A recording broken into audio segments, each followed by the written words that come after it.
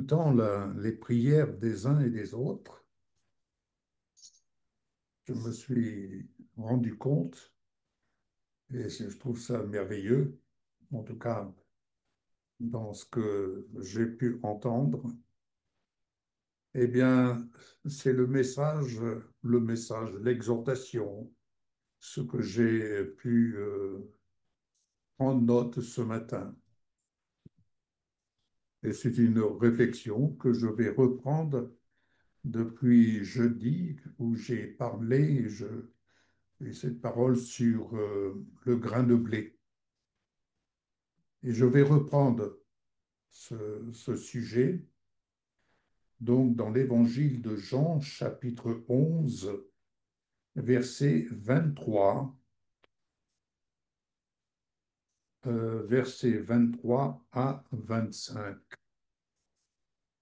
Jean 12, versets 23 à 25. Jésus leur répondit, l'heure est venue où le Fils de l'homme doit être glorifié.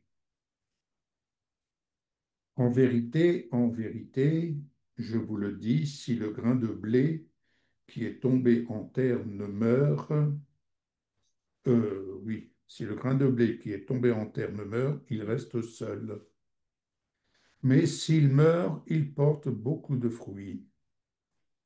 Celui qui aime sa vie la perdra, et celui qui hait sa vie dans ce monde la conservera pour la vie éternelle. Alléluia, je m'arrête là. Bien entendu que Jésus parlait de sa mort. Il parlait de ce passage par lequel il allait passer pour prendre notre place et non seulement prendre notre place, mais accomplir ce pourquoi le Père l'avait envoyé, afin que la justice de Dieu soit pleinement satisfaite, non seulement pour Dieu, mais aussi satisfaite à notre égard. Nous sommes en Jésus bénéficiaires de la justice de Dieu et c'est vraiment une grâce parce que nous étions, quand je dis nous, les êtres humains incapables de satisfaire à la justice de Dieu. Je ne vais pas m'étendre là-dessus, mais tout simplement faire ressortir sur le grain de blé deux aspects qui ne sont pas pour vous une révélation en soi, mais peut-être de nous rappeler, de nous repositionner, de nous situer dans le temps, dans les temps que nous vivons. Personnellement, je trouvais ça édifiant, ça m'a édifié, et l'Esprit de Dieu prend soin de nous rappeler certaines choses qui vont nous édifier et de manière à suivre le chemin que le Seigneur a tracé pour nous. Donc, dans ce grain de blé, il y en a deux, en fait. Il y a le grain de blé qui reste seul, et il y a le grain de blé qui passe par la mort pour porter, en fait, plus de fruits. Alors, il y a deux natures dans ce grain de blé.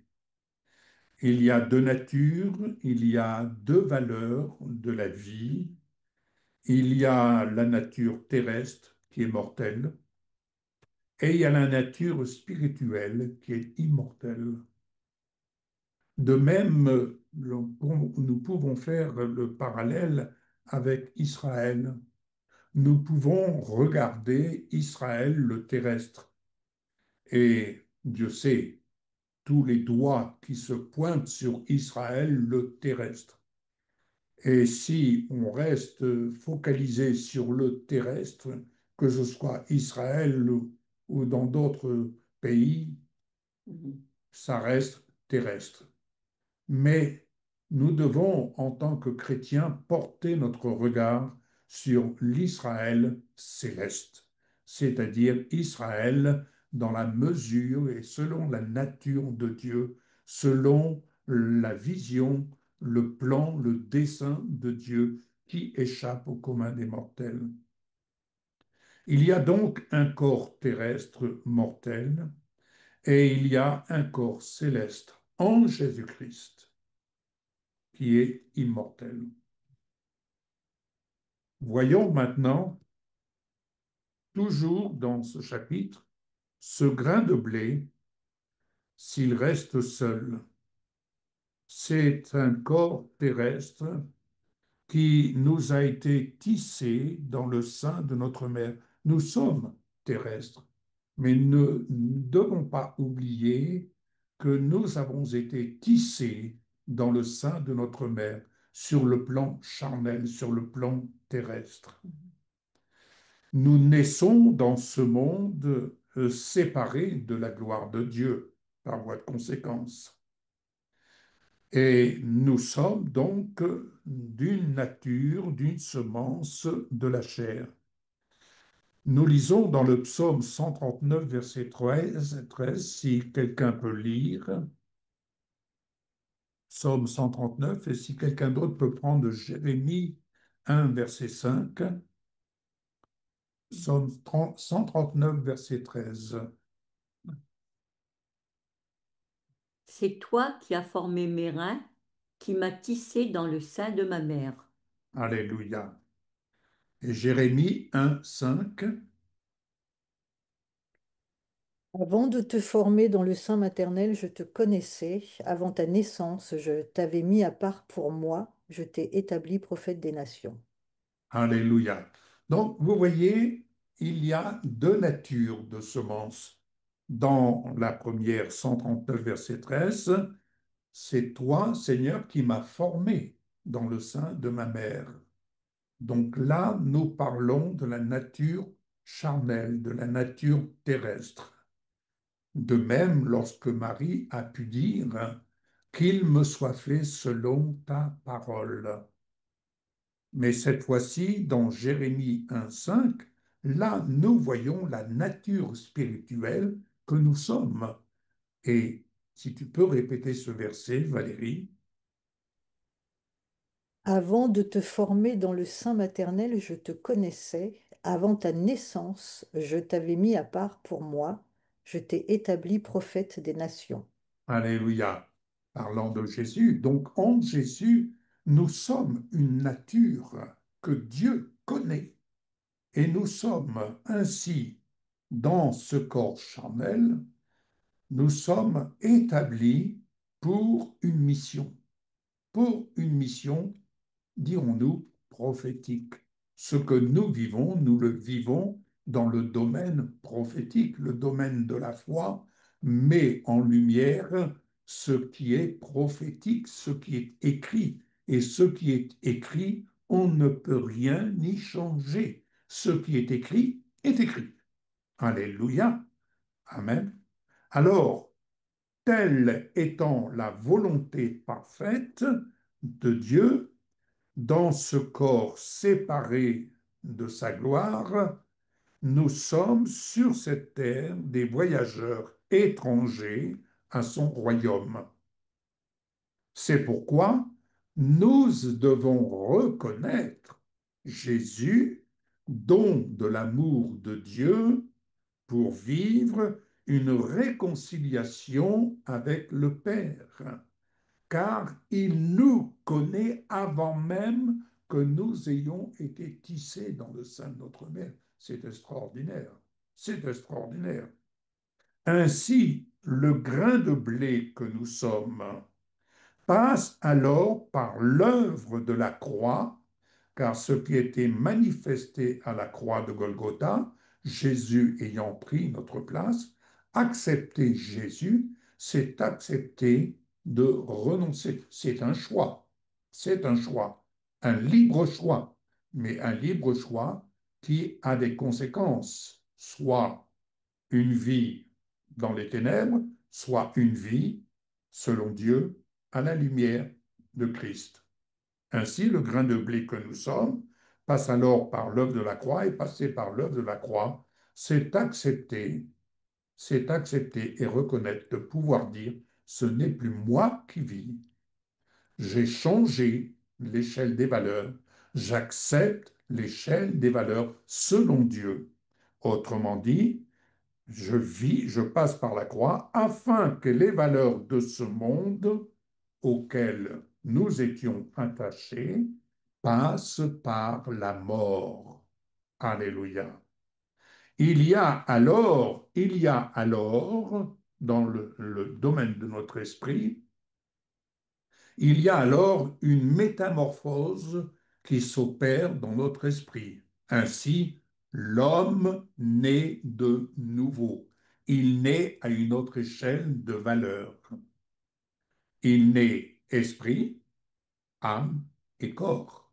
Ce qui s'opère dans l'esprit s'opère dans l'âme et s'opère dans le corps. Ainsi, tel le grain de blé meurt pour ressusciter et porter des grains qui naissent de la vie de cette semence. C'est ainsi que lorsqu'on passe dans ce processus, nous sommes destinés à porter du fruit. Et si on regarde un grain de blé, comme Michel me le partageait l'autre jour, si on regarde un grain de blé qui passe par la mort, un épi et une multitude de grains de blé qui vont en ressortir. Nous sommes une semence de vie en Jésus. Si donc nous sommes une semence de vie, en lui se modifie l'échelle des valeurs qui sont écrites, qui sont écrites sur la tablette de notre cœur de pierre transformé en cœur de chair. Alléluia. Rappelons-nous, Dieu a écrit des commandements sur des tables de pierre, qui est l'illustration de notre cœur de pierre. Et lorsque Dieu dit qu'il change, il transforme notre cœur de pierre en cœur de chair, c'est afin d'y révéler ce qui est écrit. Tel est le corps terrestre, tel est le corps céleste. Mm. Tel est le mortel, tel est l'immortel. Telles sont les valeurs de ce monde, telles sont les valeurs spirituelles du royaume de Dieu se révélant à nous par Jésus-Christ. Alors, que décidons-nous de suivre, de servir, et avec qui décidons-nous de nous positionner? C'est un choix. Jésus, dans Jean 12, 26, pardon, si quelqu'un veut lire, Mhm. Évangile de Jean 12, 26. Si quelqu'un me sert, qu'il me suive, et là où je suis, là aussi sera mon serviteur. Si Alléluia. quelqu'un me sert, le Père l'honorera. Amen. Donc là où nous décidons de nous positionner en Jésus, c'est-à-dire de suivre les valeurs auxquelles nous sommes invités à nous attacher pour servir, nous sommes également positionnés pour être transformés, avoir une vie transformée et devenir dans ce processus à l'image du Fils premier-né. Et ne n'oublions jamais ce Fils premier-né qui a pu dire, me voici, moi et les frères que tu m'as donnés.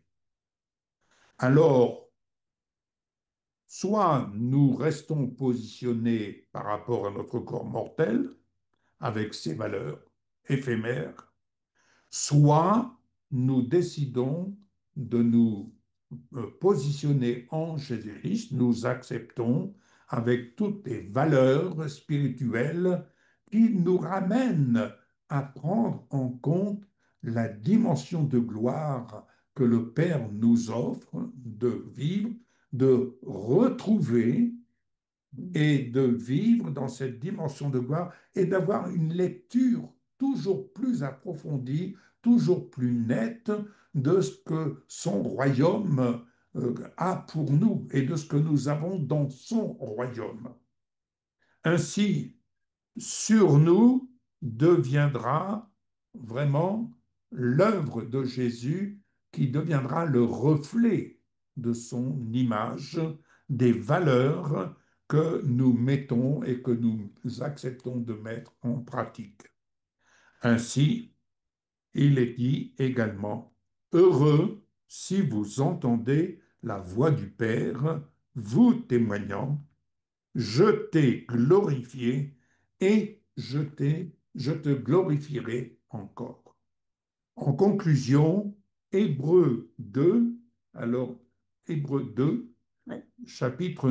Verset 9. chapitre 2, verset 9, chapitre 2, verset 9, Mais celui qui a été abaissé pour un peu de temps au-dessous des anges, Jésus, nous le voyons, couronné de gloire et d'honneur à cause de la mort qu'il a souffert.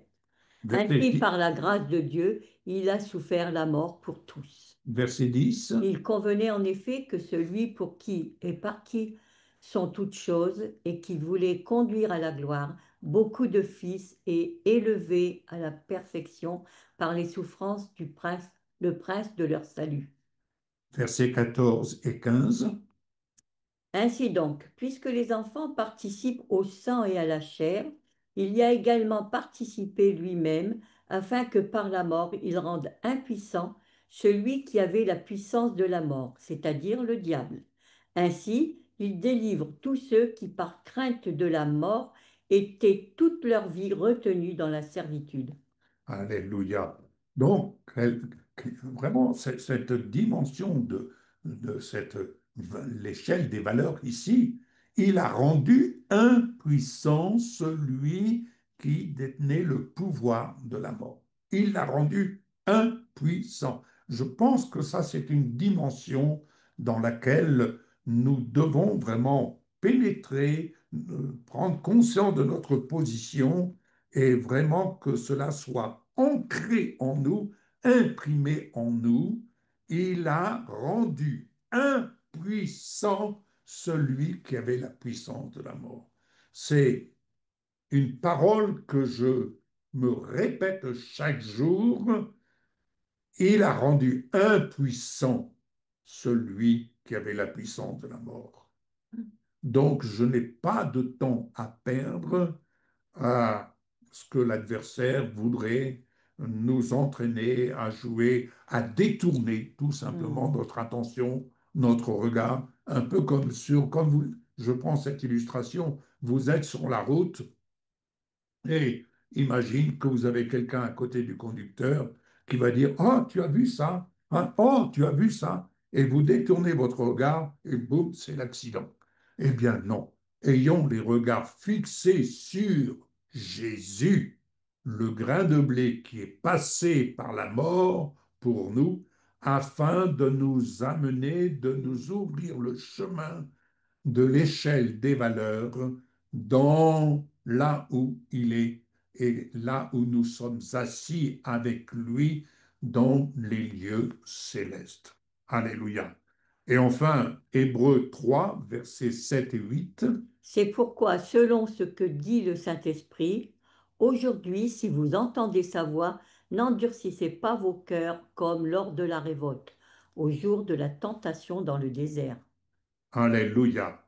Dans le désert, Dieu n'a-t-il pas manifesté des miracles pendant 40 ans? N'a-t-il pas déversé sa dimension de grâce pendant 40 ans? La lecture d'en haut, c'est apprendre à voir dans les moindres choses la grâce de Dieu. La grâce de Dieu. Je ne peux m'empêcher, lorsque je vois une petite herbe qui perce le, comment dirais-je, Le macadam, qui perce le macadam, ou encore quand on voit dans la montagne des arbustes qui ils sont en il train de pousse. pousser au travers des rochers, de la roche là, et on se dit, mais comment? Eh bien, il suffit qu'il y ait un oiseau ou des oiseaux qui sont venus avec leurs bêtes ils ont lâché des graines comme ça, et puis voilà que ça pousse. Et je me dis, mais c'est la puissance de la semence de la parole, la puissance de la semence miracle, la parole et la puissance miraculeuse de Dieu. Elle opère envers et contre tout, faut y être attentif. La parole, les moindres mots. Je me réjouis le matin quand on se lève, comme Michel le disait tout à l'heure, je peux être en train de je peux être environné de bruit, mais cependant, dans le tumulte de la vie, la parole est là, présente. Un Mm. peu comme le témoignage que tu lisais de ce jeune Israélien Mm. Ah, ce qui, jeune juif, euh, vas-y, raconte. c'est un jeune juif, j'ai vu ça tout à l'heure, et il disait que lorsqu'il a été prisonnier, il a été fait prisonnier, ils l'ont emmené dans les souterrains et ils l'ont enfermé dans une petite pièce dans laquelle il ne pouvait même pas étendre les bras, tellement c'était exigu. Et il disait c'était tout noir de partout, mais dans ce noir, il a réussi à voir une lueur, une lumière. Et il dit cette lumière, c'était la prière de tous ceux qui ont prié pour nous. C'était la prière. Il a dit, je me sentais soutenu. Je disais à Yves, j'ai dit, mais tu te rends compte, il est tout seul dans une pièce et il voit la lumière de Dieu. Et Alléluia. cette lumière, c'est la prière, en sorte, Hmm. il expliquait. J'ai pas été jusqu'au bout parce que le culte allait commencer, mais c'était vraiment bien. Yves, il l'a mis Je crois sur l'avoir mis Bicomblé, je sur crois, Bicom. ouais. Il me semble, je Voilà. vérifie, mais il me semble. Donc, voilà, bien aimé, ce que je voulais vous partager. Et ça a été l'expression, j'étais émerveillé d'entendre les prières Ouais. de Valérie, d'Emmanuel. Je me dis, mais tiens, ils sont en train de. Ça venait refléter Mm. ce que j'avais ce matin écrit dans ma méditation. Voilà. Amen. Amen. Amen, amen. C'est vrai que notre mission, c'est vraiment de découvrir notre identité. Oui, Ouais, Nous sommes nés en Adam, mais nous sommes nés de nouveau en Christ. ouais, c'est Et vrai. on ne fonctionne donc plus du tout avec les mêmes valeurs. Et c'est ça, être en Christ. C'est quand on réalise que on est né en Adam et on fonctionnait en Adam, avec notre nature adamique, et maintenant que nous sommes en Christ, il Mhm. faut qu'on apprenne à fonctionner avec notre nature céleste. Ouais. hmm, Et c'est ça notre mission, c'est vraiment de découvrir qui nous sommes, notre identité, et de fonctionner avec, avec cette identité, et on ne peut la découvrir que dans la parole. oui. On ne peut le C'est découvrir vrai. que dans Alléluia. la parole, et c'est un processus aussi, et c'est un automatisme, entre guillemets, à découvrir. C'est tout des changements c'est un changement de mentalité totale. Oui, ah, tout à Là où fait. il y a l'angoisse, eh bien, dans le céleste, il y a la paix. Là où il y a la maladie, dans notre nature adamique, bah, il y a la pleine santé divine. Et tout ce qui est négatif et qui est né de la mort et du péché de notre nature adamique n'est plus dans notre nature en Christ, puisque nous sommes immergés en Christ.